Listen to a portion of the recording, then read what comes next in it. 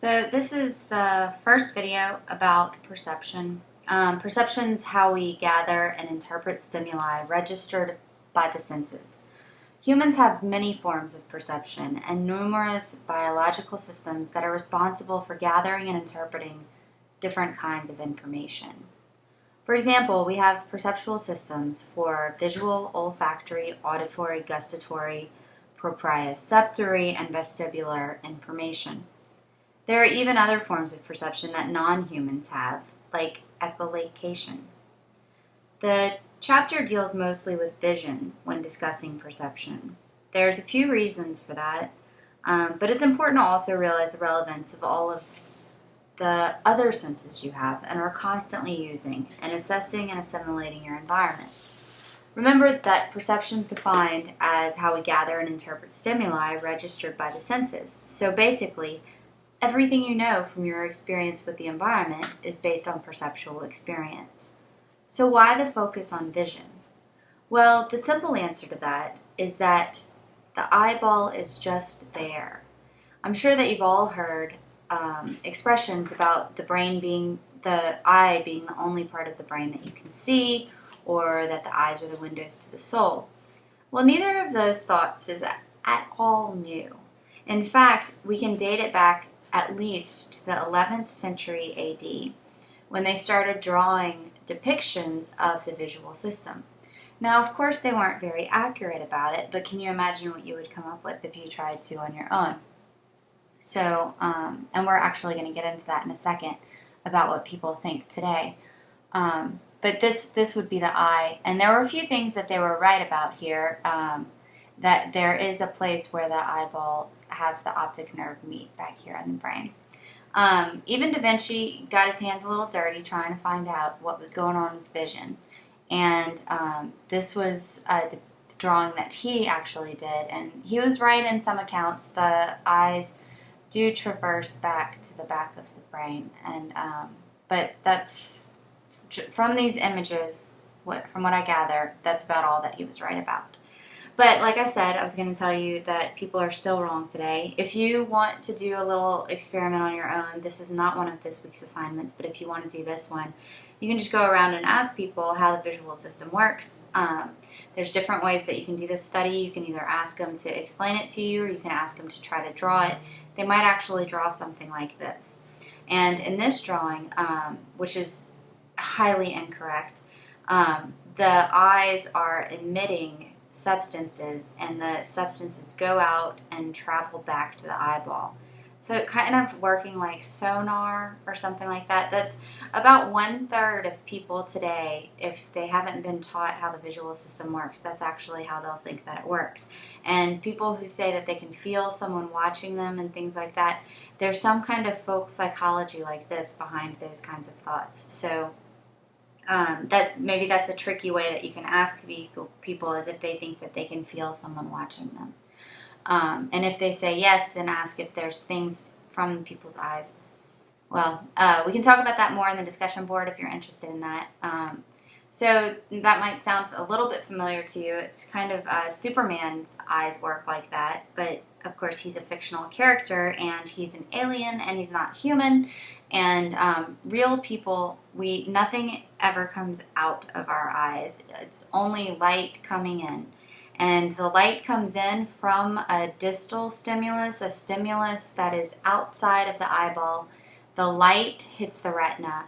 The light undergoes a process of transduction where the retina transforms that light into a message that your brain can understand, because the brain only functions with electrochemical messages. And when the light is turned into an electrochemical message, then the action potentials from the neurons or actual chemicals start moving in your head, and those are also actually called stimulus, the message from one nerve to another, and that's a proximal stimulus. Other things come into play. We're going to talk about these later in the book. Don't worry about them too much right now. This proximal stimulus will travel all the way to your occipital lobe, which is located in the back of your brain, and numerous other visual cortical areas, and there's even stuff that we don't even know yet going on there, so it's pretty fascinating. I had to throw this in there because I think it's kind of cute, but I also thought it might be a good way to show you the difference between a distal and proximal stimulus. Distal stimulus is outside of your body. So this image is not actually moving. It just looks like it is. So that is an effect that the proximal stimulus, the way that those messages are conveyed in your brain, makes it look like it's moving. But the actual picture itself, which would be the distal stimulus, the picture itself is not moving. So I don't know. If it helps, take it. If it doesn't help, just forget about it. So this is a picture from your book. We're going to talk more about this area later. But this is your primary visual cortex, and your eyes would be over here. So the first stop for a visual message, that proximal stimulus, is all the way back here in the back of your brain. Also, there's all kinds of interesting things that go on when the stimuli come into your head. This is on this, if it's seen on this side of your body, it only ends up on this part of this side of your brain for its first stop, and vice versa. And they show up upside down. Your brain actually flips them over. Again, just throwing this out there in case you think it's interesting. Here's a color version of some of the stuff going on. I'm going to keep going. If you think it's interesting, you can pause it and read it. This is, I love this picture because I think it really helps you to understand where these things are in a way that many of the little cartoons and things don't depict it. So this would be the optic chiasm, and this was the primary visual cortex.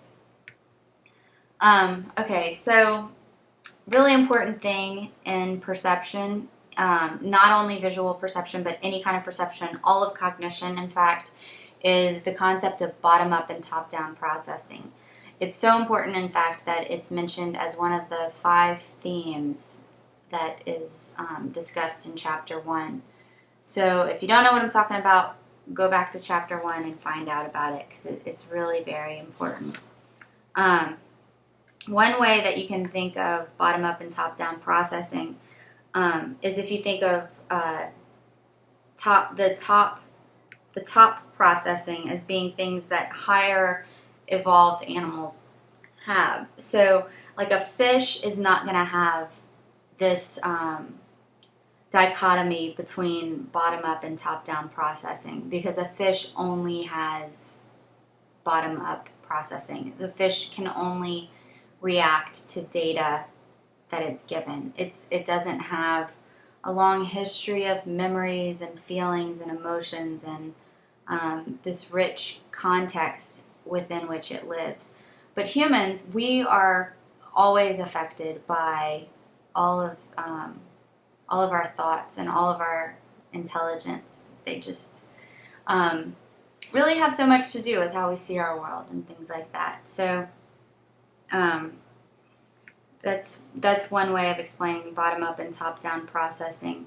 Earlier when I was talking about the visual system, I mentioned that everything that reaches the back of your head is actually upside down, and that's because your eyeball is just like this glass ball, and anytime you look at anything through a glass ball like this, the ocean, whatever would be on the ground, in this picture it's the ocean, it's on the top, and whatever would be on the top is on the bottom.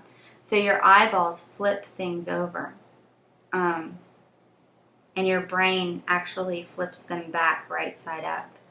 There was a man once, and he walked around for 2 weeks with glasses, a pair of special eyeglasses that flipped everything he saw. It flipped everything he saw over. So, like if he had walked onto this beach, it would look like this. After a few days, his brain started to take those upside down images and put them right side up for him. So he began to see things normally after a couple of days. Even though his glasses were distorting the way that they looked, he adjusted to seeing things like that, and he didn't notice any difference anymore. After the couple of weeks were over, he took the glasses off, and it took him a couple of days to start to see normally again. And that's because your brain really literally does that all the time. And if for some reason your eyeballs stopped flipping things over, you would start seeing them normally again.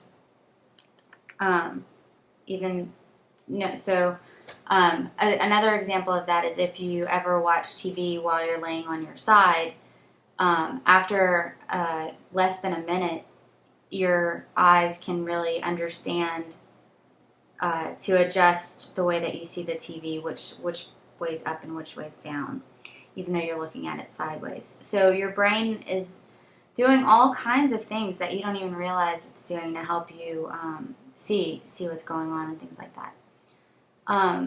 So hopefully that's piqued your interest in the little kinds of shortcuts and top-down processing that goes on in the mind.